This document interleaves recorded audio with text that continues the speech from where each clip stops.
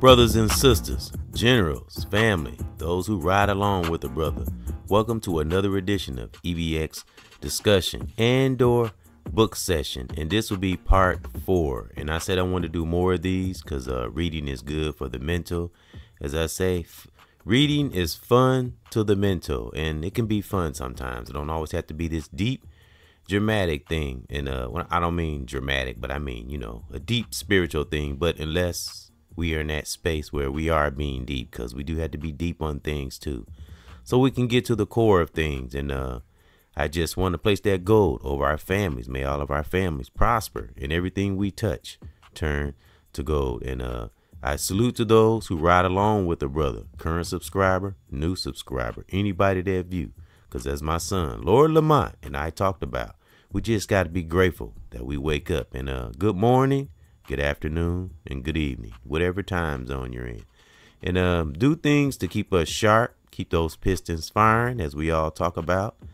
And just be ready as we can, as we all say, not in a paranoid state, just being ready. Because when you're ready, you don't have to get ready. Mind, body, and soul, that good old psyche, and the see, hear, and feeling. We can keep those things sharp.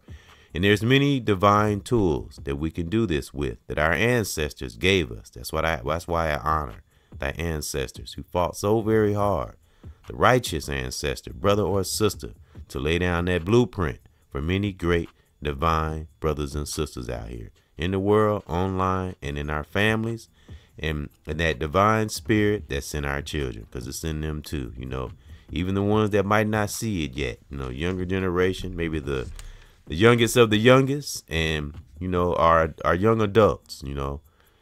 Be thankful for the generals, brother or sister, that's an adult that are with our children and guiding them, because it's wonderful. That's why I like to do these book sessions, and I'll keep those posted we'll have more father and son discussions, more music from me, my son Lord Lamont, and L'Oreal Lyrical. May she rest in peace and in power. And I'm going to go on the hunt for her music today. Because again, I said she got more music that I haven't uploaded, so I'm gonna make that my mission today. Like I said, I'm gonna be on the hunt for more music from her, so look for that. And try to get my son into kind of moving on into his own shows where he don't need me, where he can speak himself, because he's of that new generation. Like I said, he got the best of both worlds. He's 30, so he came a bit before the social media age, and so he know a little bit of the old school and the new school, which is amazing, because he gets a little bit, again, he got the best of both worlds. So look for my son Lord Lamont, trying to get him he could start his own platform and do his thing, and that's what we do. We pass that baton down to our youth, young brother or young sister. And I still see my son Lord Lamont. I'm still volunteering. Look for the volunteering podcast. I'll be having those, and I either volunteer today or tomorrow, so look for that. And I'll try to get at least a photo of the children that I volunteer with, and faculty and stuff like that, and some audio, so look for that. And but thank those for coming in to again another book session. This is part 4, The Contender. And the characters, if those who ride along, the characters that were in this book is Sonny, Hollis, James, Alfred, and Major. Those were the characters. And I want to give another salute. Characters, well, not characters, the people that's in this book. This is not let me make a correction. Excuse me, I'm fumbling. These are not characters. These are actual people. This is real life event, if I'm not mistaken, in this book. So I take that back, not characters. But these are the people that's in the book, and I will take it Major and Hollis. And this is about young brothers in their childhood in The Contender. And I think it talks a little bit about boxing and stuff, because that leads me to, I want to give a salute to Mike Tyson, which is in this book, and it talks about his younger years, all the way back to when he was 13. And back around the times around like 1965, around that era. So a lot of brothers and sisters from New York can really relate to this book, because I think, if I'm not mistaken, is where a lot of the brothers in this book, a lot of people reside or lived with New York. So salute to Mike Tyson, which is in this book. Dick Gregory, rest in peace and empower. He was mentioned in this book. And I think previous pages I read, Muhammad Ali, I think he was mentioned in this book. So salute to those he mentioned, and the editors and the people who read Robert Lipsyte's book, because that's the person who wrote this book. And he got some interesting books, and this is one of them. And I think it's interesting. Like I said, those who are from New York can relate to this book. So reading is good. Of course, it's all kind of reading, of course, knowledge. You read books on knowledge, good knowledge, something that'll benefit us in the future, So things like that too, things that'll educate us. And this book Contender gives you an insight to, like I said, a little bit of Mike Tyson's life and his manager that managed him. I think his name was Cus, C-U-S. He's in this book also. And it's just, it gives you insight on, the writer's life and other people that were in Mike Tyson's life in that time. Reading is good. Like I said, it sharpens the mind. You look it up. It's good for our psyche. It sharpens us.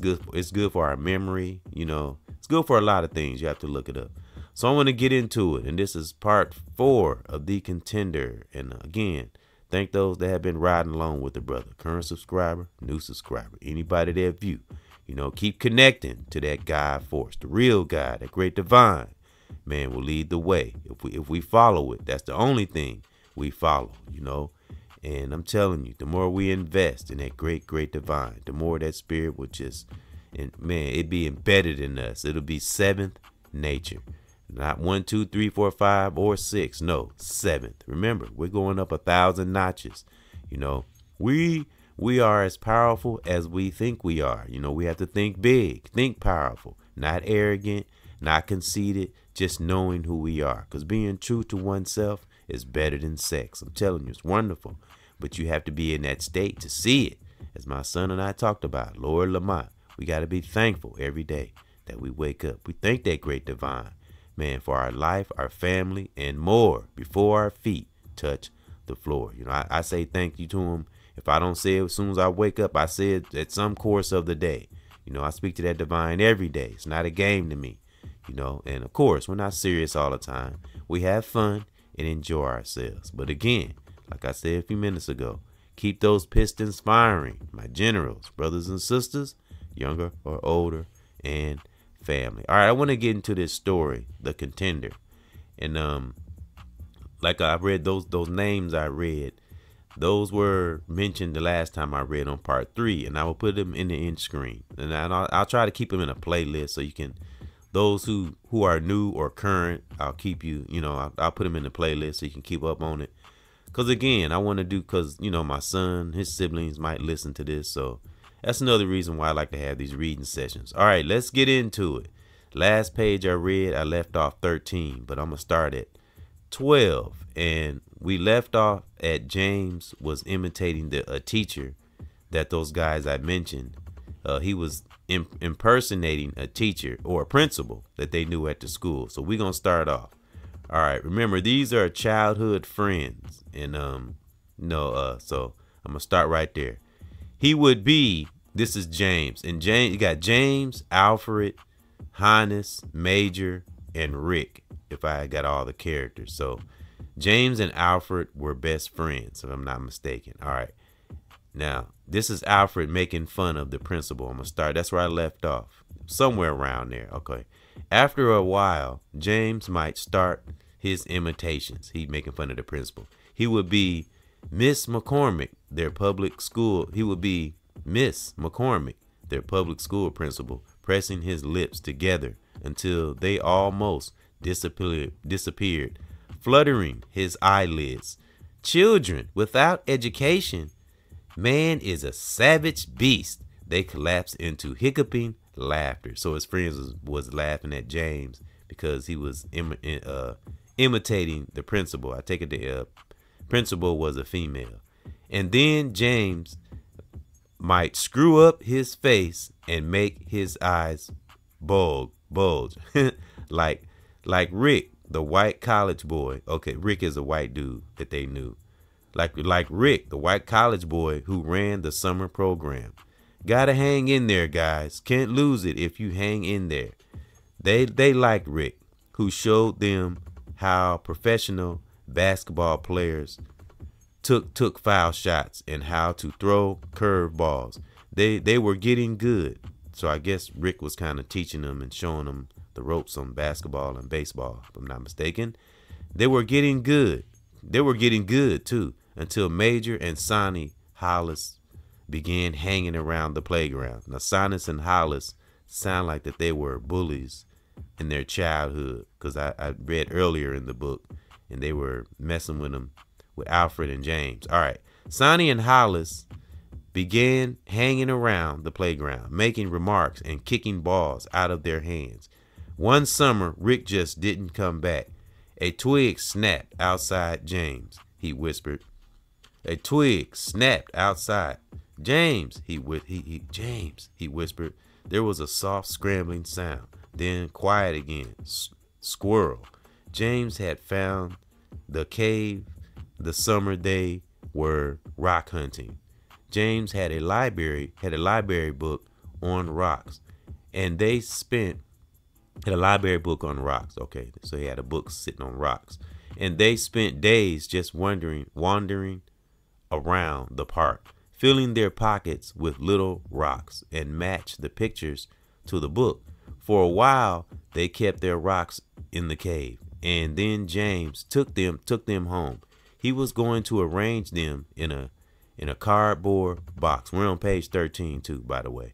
In a cardboard box, and bring them to school in September. James' father came home drunk one night and dropped all the rocks down the air shaft far away.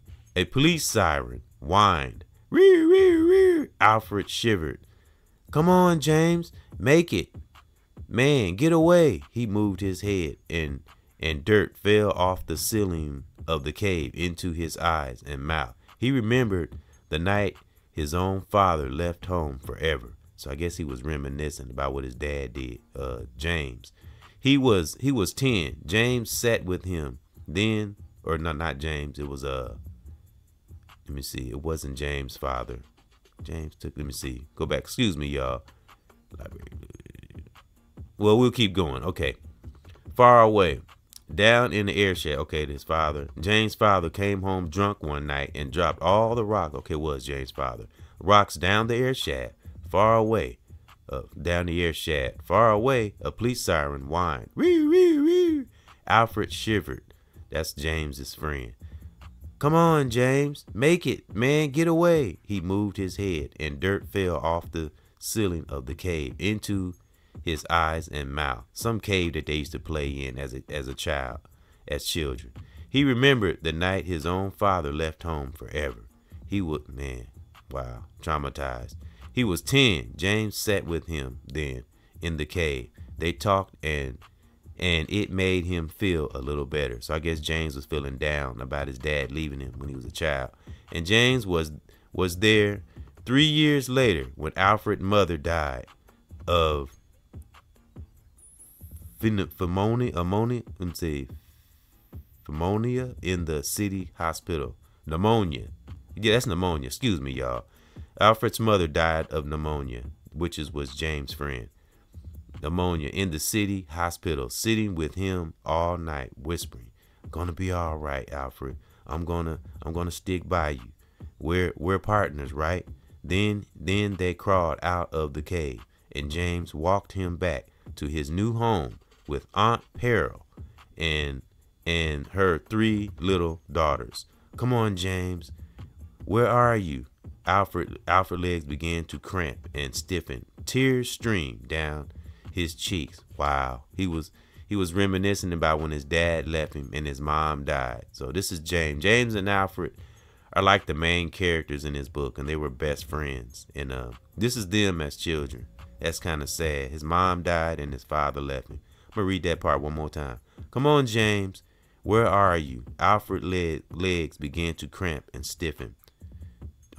Tears streamed down his cheeks. Oh, So Alfred was crying for James because James was sad. So Alfred was crying too. That's a good friend. Real talk. Man, we got good friends, brothers and sisters, or family members, or someone that care about us. Be thankful. Real talk, whether family or stranger. All right. That's not in the book. That's just something I'm saying. Are we on page 14? James tried to talk him into staying in school. Can't get a good job without that piece of paper, Alfred. James was going to be an engineer and build things. Alfred could help him. They'd make a fortune and drive back to the neighborhood in a white Cadillac and go right to the cave, crawl on the ground in their silk suits and pull out any little kids they found in there and buy them something really fine. Never happened now. I quit school, and after all that talk, James quits 4 months later. He pinched his calves. He pinched his calves to stop his legs from falling asleep. 5 minutes. Give me another 5 minutes. James didn't even look for a job. Started hanging around with Major and Hollis. Remember, Major and Hollis were the bad apples of their childhood. So James, depressed and sad, so I guess he started hanging with Major. You know, misery love company. We know how that go, brothers and sisters. All right. James didn't even look for a job. Started hanging around with Major and Hollis, which were bad apples, believing them when they said the white man would never let him build anything but garage heaps. He started going to the club room in the basement of the building where Henry's father, I guess that's another friend. Henry's father was superintendent. Maybe the partnership started busting up then. If only James had come to the movies tonight like every other Friday, because James and Alfred, they used to go to the movies every Friday. I think James and Alfred were like best friends. All right. If only James had come to the movies tonight like every other Friday, and that burglary alarm, how could I forget about that burglary alarm? He moved his head again and tasted more dirt. Maybe the police caught James. So they were hiding in the cave while the cops were out running. Because, you know, that's back in the cops were, you know, that was a different time. Remember, we're talking between 1960 and 1970. It was a different time back then. Things were a little different, you know. So he moved his head again and tasted more dirt. Remember, they was hiding in the cave. I think Alfred was still in the cave, but James moved out of the cave. Maybe the police caught James. He was wondering about his friend James. Or maybe, okay, that's 14. We're moving over to page 15. Or maybe he got away and had a better place to hide now with Major. Okay, James left Alfred in the cave and got with Major. All right. Slowly he crawled out. It was pitch dark. The big rock was hard to see against the black sky. The transistors were silent.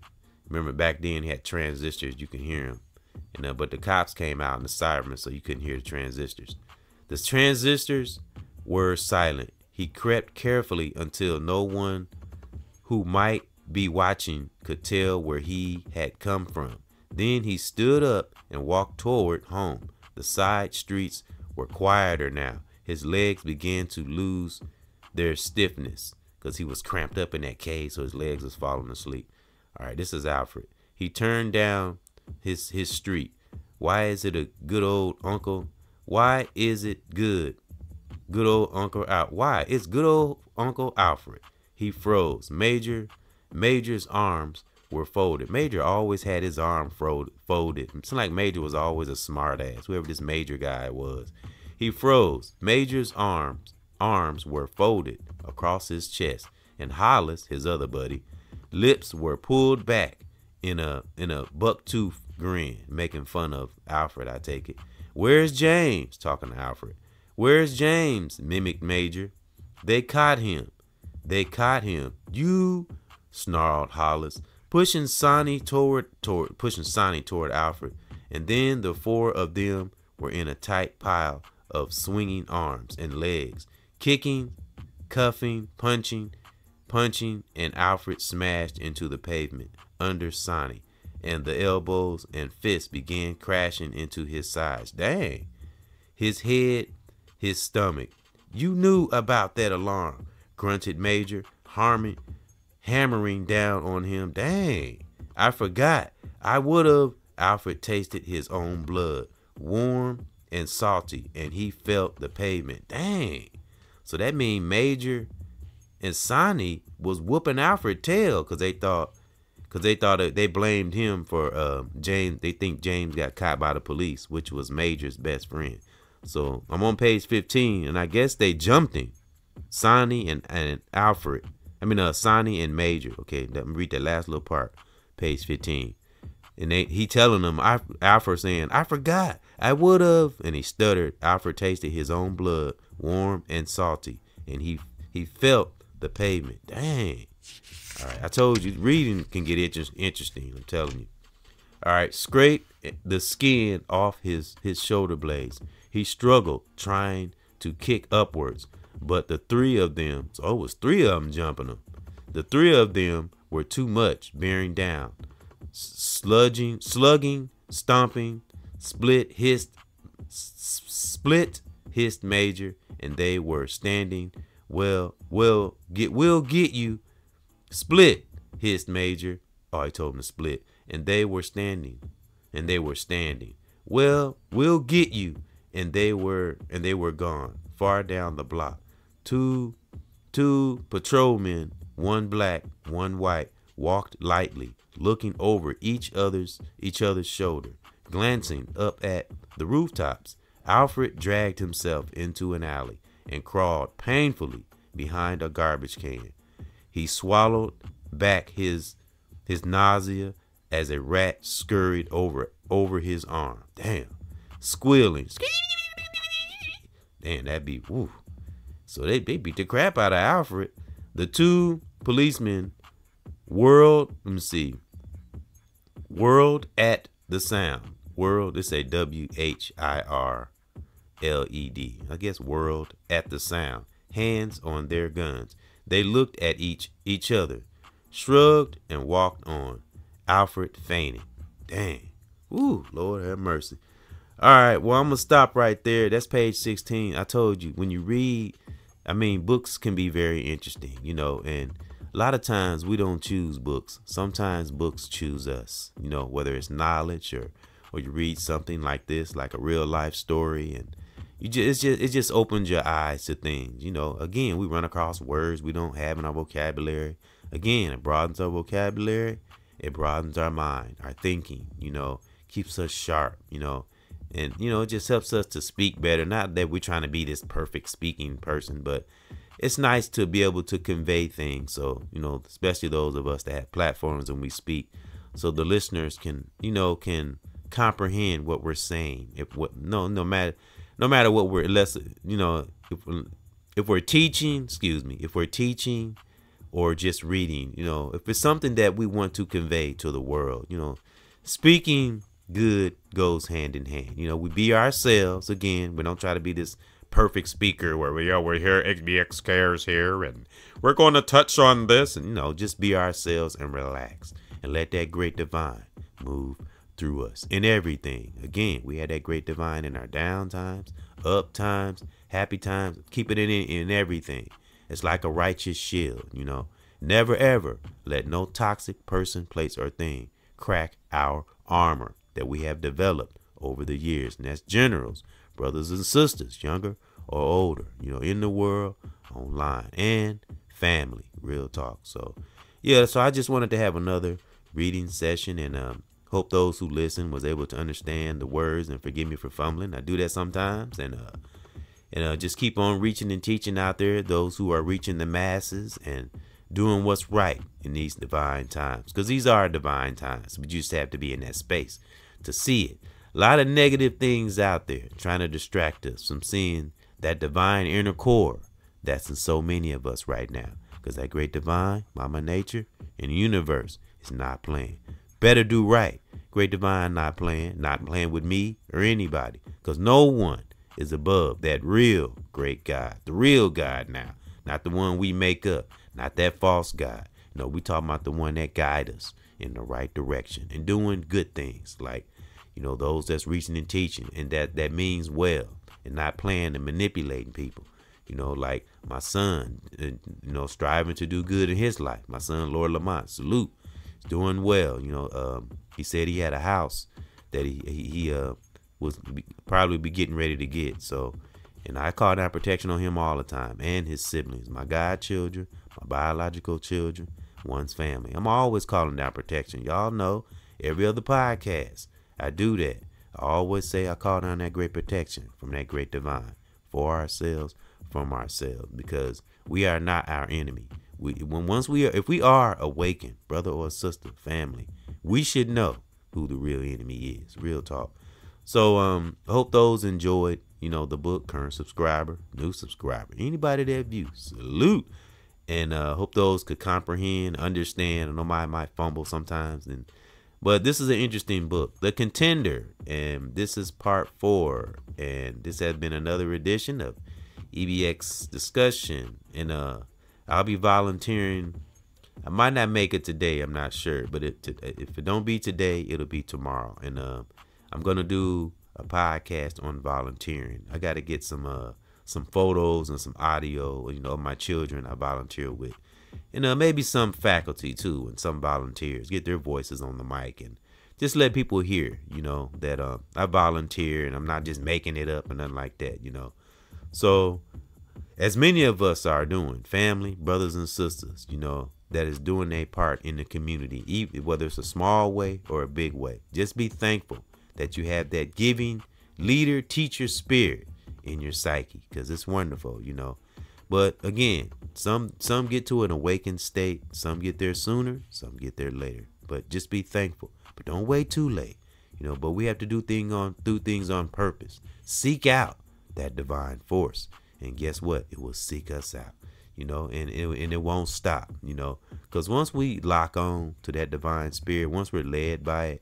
it, so heartily, it's not going to stop. It's level after level after level. It's wonderful. Seeking and exploring oneself, that's mind, body, and soul. So, all right, my brothers and sisters, generals, keep reading, keep seeking knowledge, and keep studying and keep maintaining that ultimate peace that a lot of us have come to. Some of us have been through some freaking fires, so do whatever we can to keep that armor, that righteous armor, strong like steel. Real talk. So, yeah, I just thought this was an interesting book. And wow, the brother Alfred went through it. I can kind of relate to brother Alfred in this book. I went through some tough times, Some of it might have been my fault. Some of it might have been karmic, and then some of it wasn't. When you get to a state of awareness or age, as I always say, when we look down through our life and do a little reflection, we'll know what was karma, like what was our fault and what wasn't. And it's beautiful to be able to distinguish the two, because we don't ever want to get lost in that victim mentality. We become stronger. We become generals, because that's what I see. And brothers and sisters and family in the world and online. So keep reading, my generals, and keep seeking that righteous divine spirit. And it's probably already in us. Matter of fact, it is in us. Again, because I always say, all of us, the whole planet, has that divine ability and or quality. But, as I said, melanated brothers and sisters, we have it the deepest. We have special powers in us that, man, some of us don't even know we have, but a lot of us do. And a lot more people are seeing the divine abilities, and that can be anything. Remember, there's a trillion billion gifts that we could have harboring inside. Just let it out, small or big, So that's one's perspective on life and reading, and look for the next session, which will be part 5, and this is part 4 of The Contender of a book session. So I just thought it was interesting. I'm starting to feel sorry for Alfred. And remember, the characters in the book is Alfred. Let me see. I think we got Henry, Major, Hollis, James, and I think that's it. If I left out something, we'll read it in the next book session. So again, thank those for coming in, and I catch you guys on another one. Look for another father-son discussion, music. I just did a song yesterday called Give It Our All, righteously, So stay with it, my brothers and sisters, family, generals. But we all keep that ultimate peace in your part of the world, wherever we are right now. Salute.